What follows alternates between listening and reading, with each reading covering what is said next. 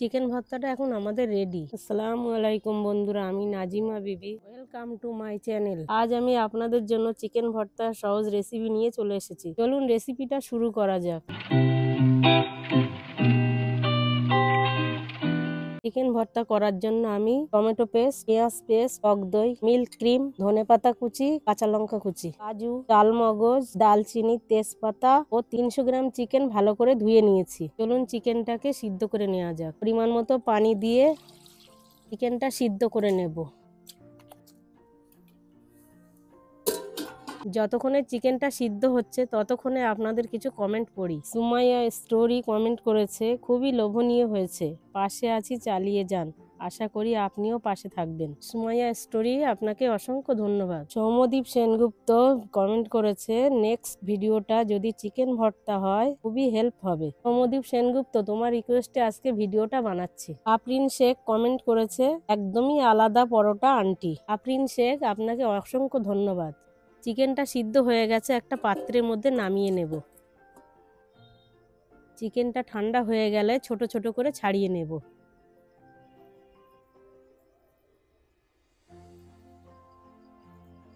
এবার কড়াইয়ের মধ্যে তেল গরম করে ডালচিনি ও তেজপাতা ফোড়ন দিয়ে নেব।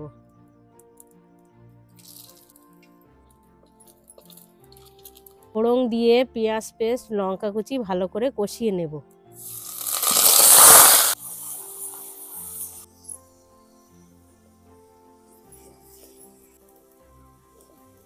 এরপর টমেটো পেস্টটা দিয়ে গ্রেভিটা বানিয়ে নেব।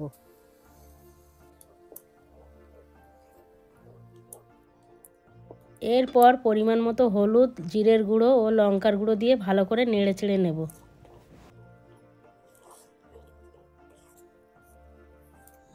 এরপর চিকেনটা ঢেলে ভালো করে নাড়াচাড়া করতে হবে।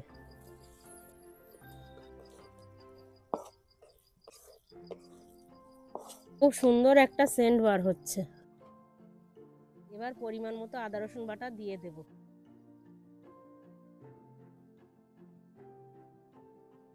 নেড়ে চেড়ে স্বাদ অনুযায়ী নুন দিয়ে নেব। এবার 1 বাটি পরিমাণ পানি দিয়ে নেব।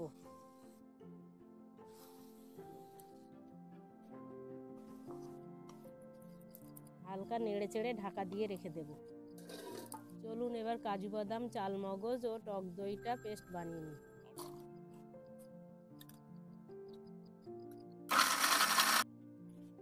পেস্টটা বানানো হয়ে গেছে, এবার ওটা দিয়ে দেব।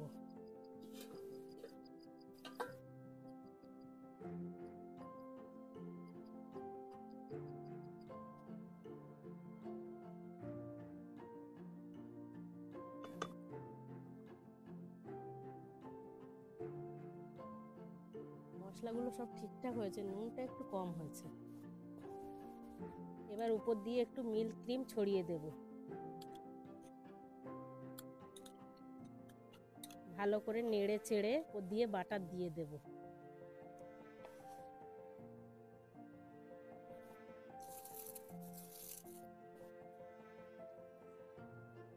শেষে 1 চামচ পরিমাণ এলাচের গুঁড়ো ও ধনেপাতা কুচি দিয়ে একটা পাত্রে নামিয়ে নেব।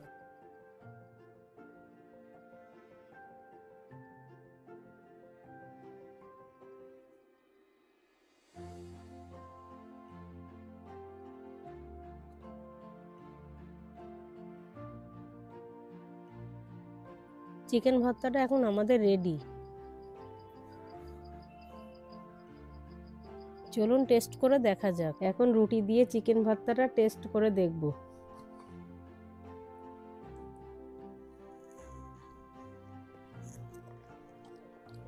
খেতে তো খুব সুস্বাদু হয়েছে, মশলাগুলোও পারফেক্ট। আপনারাও এইভাবে বাড়িতে বানিয়ে খেয়ে দেখবেন। ভিডিওটা ভালো লাগলে লাইক, শেয়ার ও সাবস্ক্রাইব করবেন। আপনারা কোনো রেসিপি জানতে চাইলে কমেন্ট করে জানাবেন, আমি সেটার উপরে ভিডিও বানাবো।